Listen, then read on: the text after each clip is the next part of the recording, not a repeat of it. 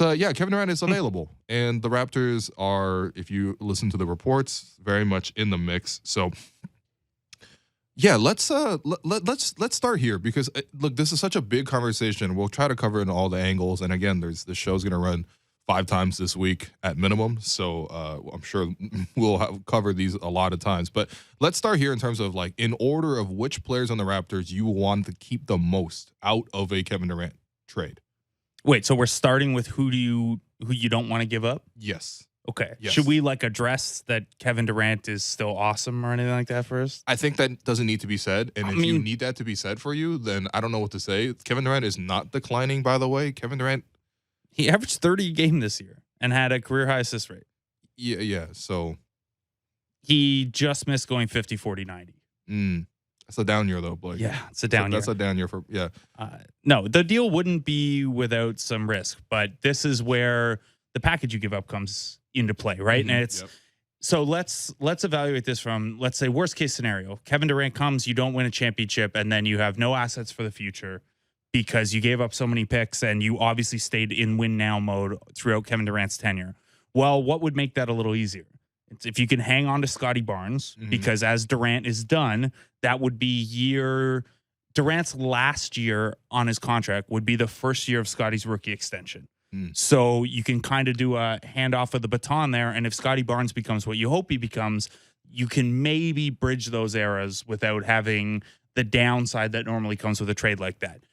Alternatively, if things go really well and you want to extend that kind of championship culture and what you've built, Scotty Barnes kind of growing into a spot where Kevin Durant could hand the reins over, and it's less of a insulating against the downside, but more of a prolonging the upside. You'd want to keep Scotty Barnes there too. So Michael Grange has reported this. Everything I've heard backs this up. It's that the Raptors are operating as if they think they can put together the best package, even without including Scotty Barnes.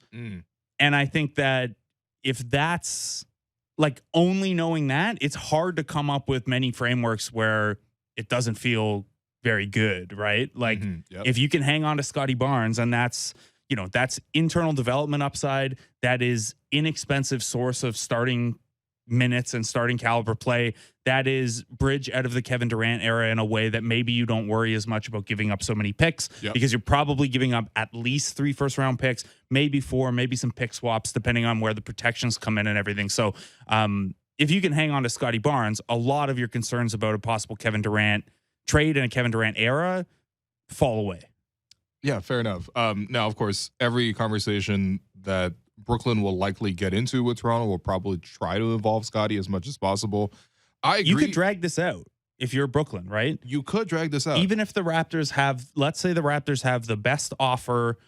They take all the offers, and the Raptors had the best one, even without including Scotty Barnes. Kevin Durant is under contract for 4 more years. And the offseason just started. Brooklyn could wait this out and play chicken and be like, okay, well, you have the best offer, but that doesn't mean we have to take it. It's not an eBay auction. My only thing with that is, okay, so first off, absolutely, Brooklyn holds the power here. I don't even think Kevin holds the power. I think in terms of who holds the most power right now, obviously Brooklyn number 1, Kevin number 2, and then past that is really whoever has the best package, which potentially could be Toronto, right? Yes. Or it could be Phoenix, because it seems like Kevin wants to go to Phoenix. And honestly, Phoenix could put together a pretty good trade package as well. They could. I would say if we assume Scotty Barnes is not on the table, Phoenix can probably put together a more attractive package than Toronto. The question would be, is there enough there still? Yeah. No, I mean, that's a very key question that you would have to ask in this case with the Raptors as well. And look, we will get to that conversation as well. So strictly in terms of what the Raptors will offer, I agree with you. Scotty Barnes is the most valuable thing that the Raptors would want to hold on to. He is honestly, like, even when I just put this out for fans, just, when the news broke on Friday, or I think it was on Thursday. Wow. Okay. Time. Yeah. Anyway, so it was Thursday. Oh yeah, because I was talking about it on my Jay's show on Thursday. Yeah. Yeah.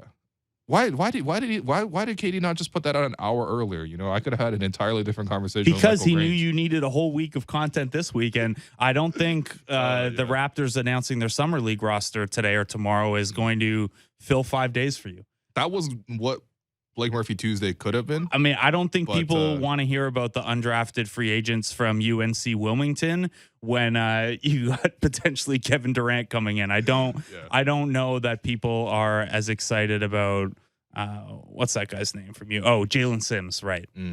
Okay, yeah. We're just gonna skate past that one. Yeah. No, but seriously, Kevin Durant and Jake Fisher have been the MVPs of this show in terms of making content throughout the offseason. So I appreciate both of them heavily. But yeah, okay, let's the conversation. So Scotty Barnes, absolutely the most valuable piece that you need to hold on to. Who is number 2?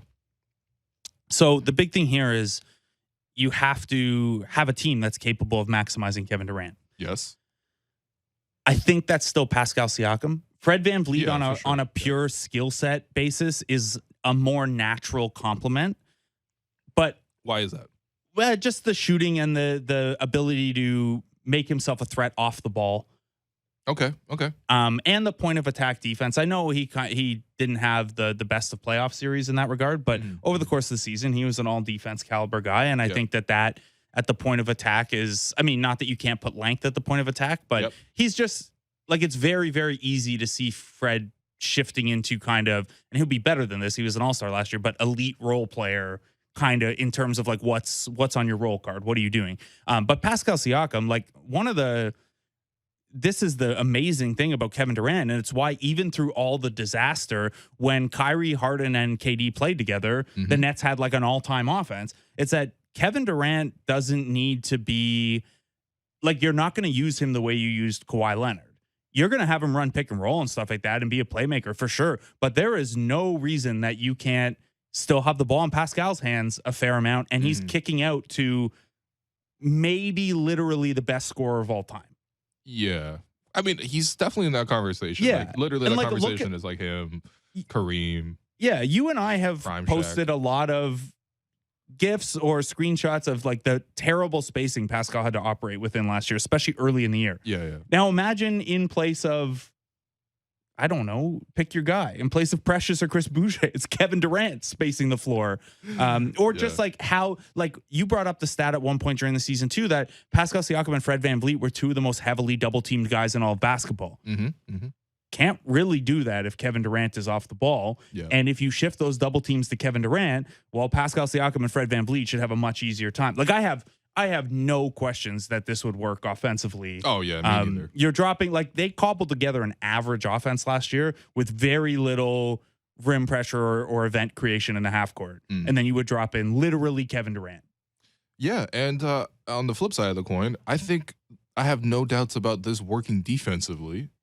Because you could, depending on what's left over, and this is obviously a huge if, this is probably the $1 million question, but like, depending on what you have left over, you could have still 5, 6, 9 guys that you want to play in a closing matchup, especially if Fred's going out in that deal, for example. Or let's say Fred and Gary are the bulk of what's going on in that deal and you receive Kevin Durant. I think that's unlikely, but yeah. But you have OG Pascal, Kevin Durant, Scotty Barnes, Precious and then Achua. Precious or like God Thad damn, or Otto Porter. Ah, God, wow. Honestly, this is why people have been talking about this nonstop. I'm not even kidding. People have been refreshing their timeline, refreshing Real GM, refreshing Raptors Republic, refreshing everywhere, nonstop all weekend, not enjoying their long weekends here in Canada. It was I will say, speculating on Kevin Durant though for an entire long weekend is better than the year that PJ Tucker, Serge Ibaka, and Kyle Lowry were all free agents, and that one dragged out. This was more enjoyable. It's a lot more fun to give me your guy versus losing a guy.